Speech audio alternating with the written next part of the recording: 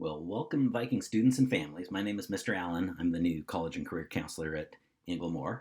Typically, last spring we would have presented you with some basic information on applying to college and class, but obviously that didn't happen. So here's the next best thing, and hopefully it will be helpful. First off, congratulations to you seniors. You've made it to your senior year in one of the strangest situations I've seen in my lifetime.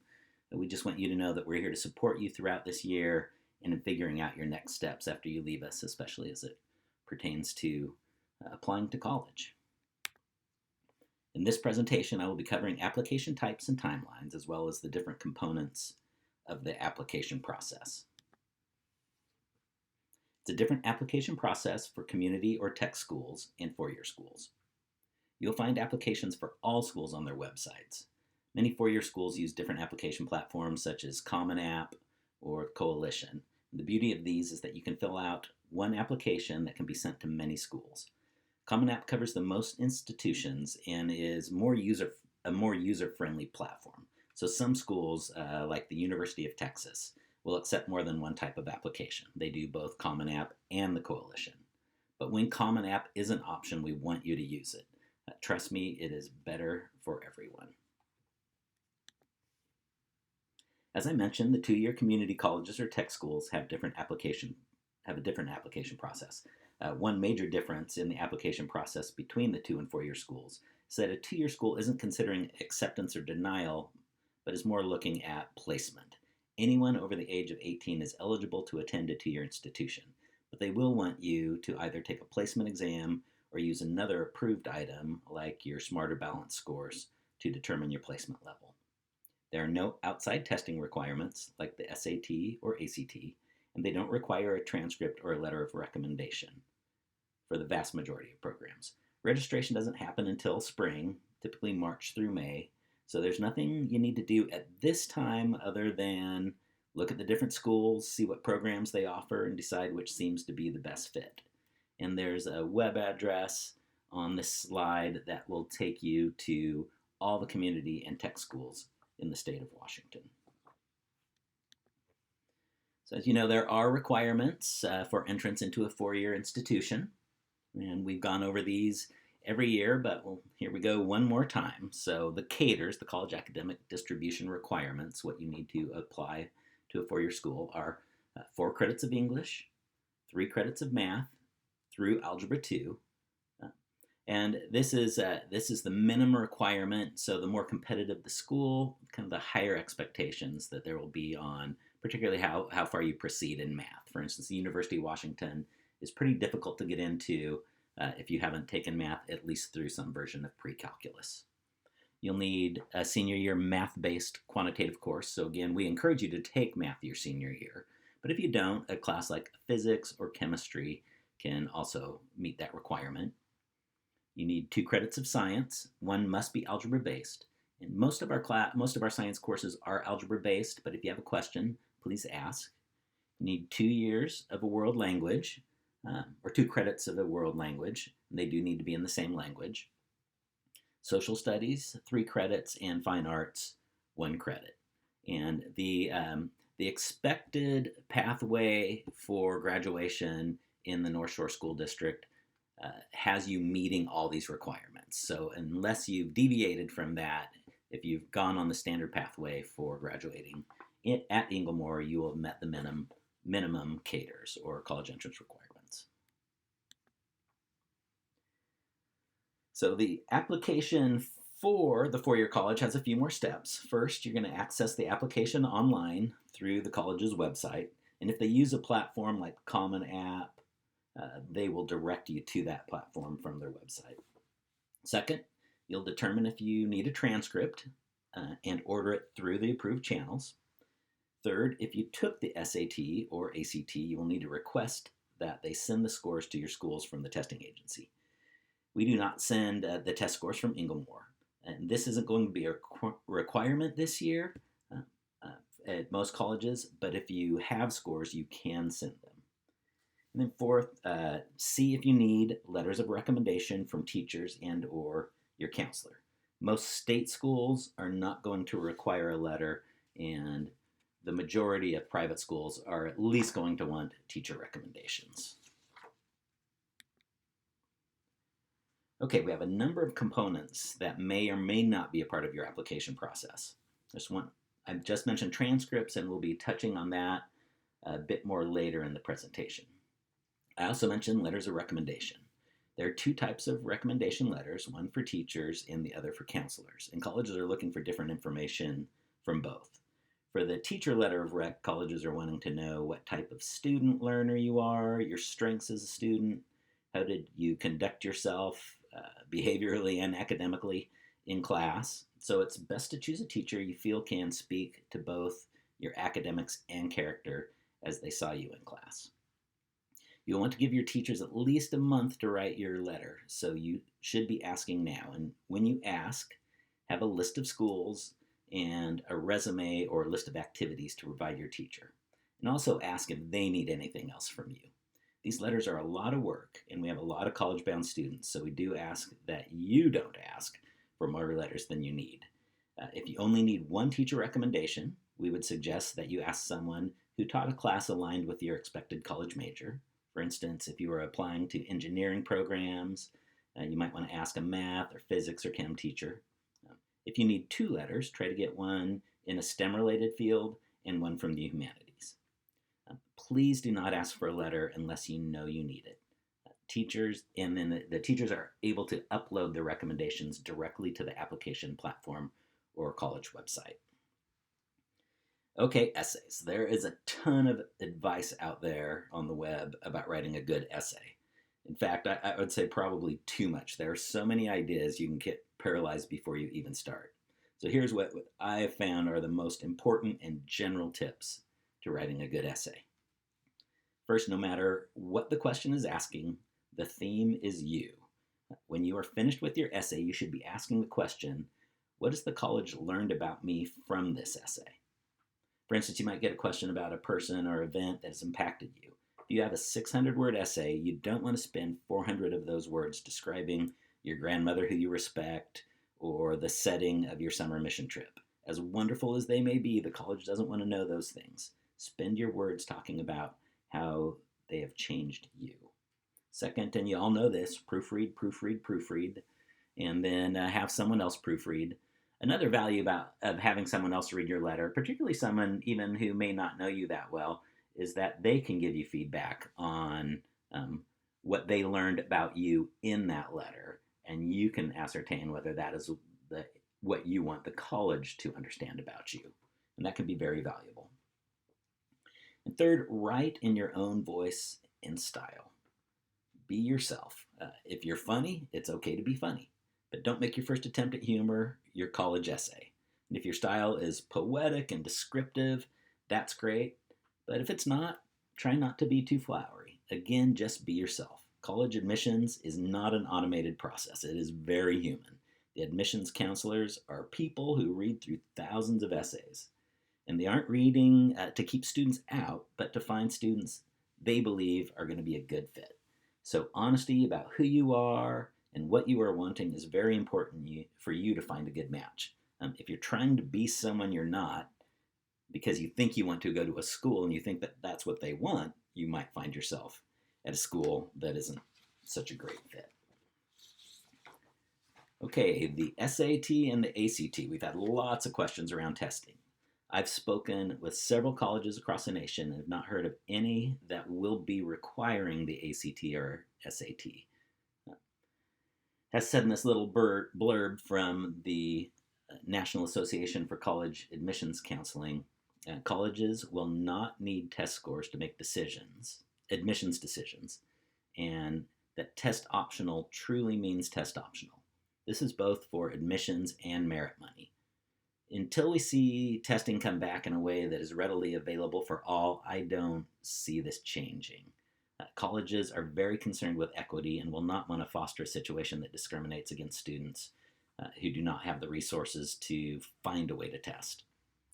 We know that there are families going to some heroic lengths to find a testing site for their students, and it's our position that this is completely unnecessary based on the feedback we are getting back from our college reps. Finally, your list of extracurricular activities, jobs, awards, etc. This, this has varying degrees of importance. It's certainly important because it tells the school something about you and helps them, again, make that decision about fit and whether they think that their school would be a place that you would enjoy. Um, then in your more competitive schools, this may or may not be more important.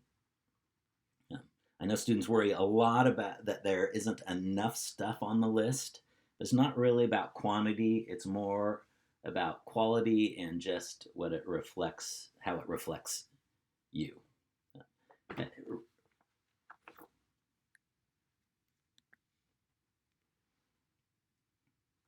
So we get a lot of questions about early action and early decision also. Early action is the non-binding option. It allows you to apply early, but you are also able to apply to other schools and aren't expected to go if you get in. One of the benefits is that you get to find out if you've been accepted early, and you can compare financial aid and scholarship packages to other schools. Early decision is binding. This means you are ready to commit to one specific school if you are admitted. If accepted, you must withdraw offers and applications to any other schools, and you don't get to compare financial aid packages to determine the best offer. You're basically saying, if I get in, I will go, and I can pay for it. And we have had examples of students who have been admitted early decision, have not revoked their applications, been admitted to different schools, then accepted those admissions, and the schools ended up talking and not getting into either. So it's a risk if you do it, and hopefully you'll honor those decisions. In terms of notification on applying, most schools are either rolling admissions or pooling. Rolling admissions considers applicants as they come in and will send an acceptance letter as soon as a decision has been made. So if you apply earlier, you can hear back earlier. Good examples are Washington State University and Western. Pooling means they collect all the applications before they make any decisions, then after comparing all applicants, make their decisions and let applicants know in bulk, like the University of Washington. Deferred isn't so much a type as it is an option for some schools. And with the current COVID situation, I think more schools are entertaining deferred enrollment, and that's just where you're accepted and then you take some time off. Maybe it can be a quarter up to a year, and the college will still allow you to enroll after that time.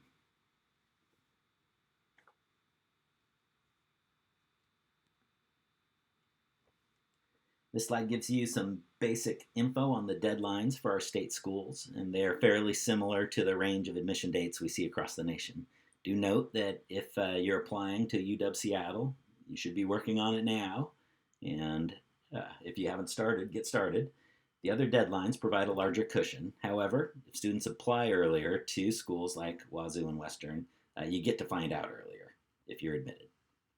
It's a big relief to get into that first school or get that first acceptance letter, even if it's not your first choice school. Another common question is how many schools should I apply to? We recommend 1 to 2 from each category: reach, match, and safety. For any school, you can search their freshman profile for the previous year and get basic information on who got in that year. You'll get the average GPA, test scores, etc. So a REACH school is a school for which the freshman profile numbers are a bit higher than yours, or you are at the low end of their average. Unless, of course, we're talking about the most competitive schools.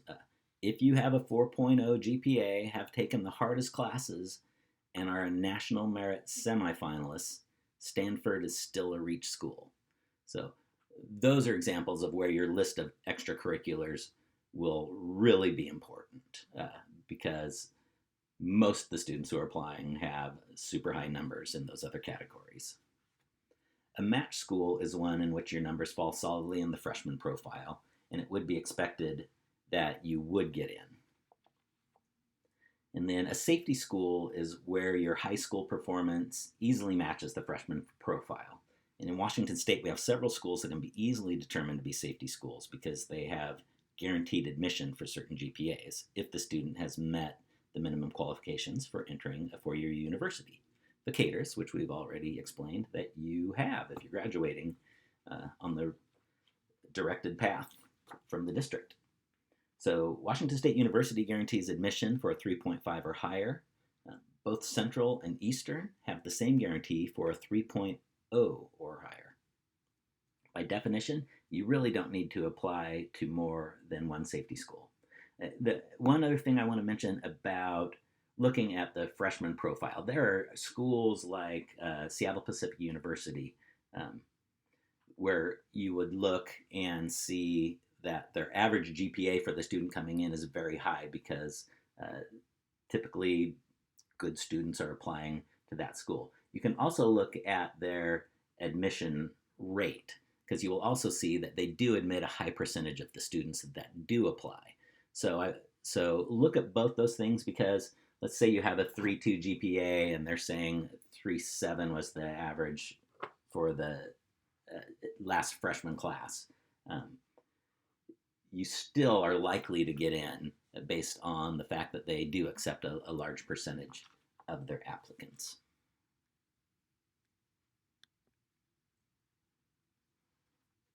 So one really cool feature in Naviance is the scattergram.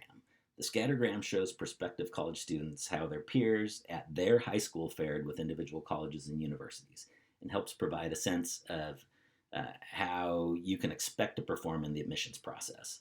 This is an excellent tool to help determine whether a school is a reach, match, or safety, especially since it's looking at the results from students from Inglemoor and not just a general pool of applicants.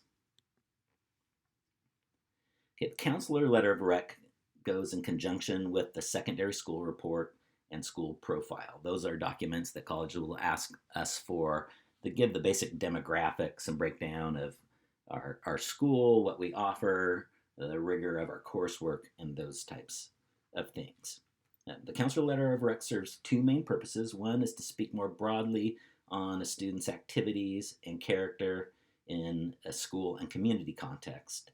And it's also used to explain if there have been any difficulties that a student's gone through and any oddities that might be on their school record. So if you've gone through any particular difficulties that have impacted your academic record, talk to your counselor about it and decide if it is something that your prospective colleges would want to know about.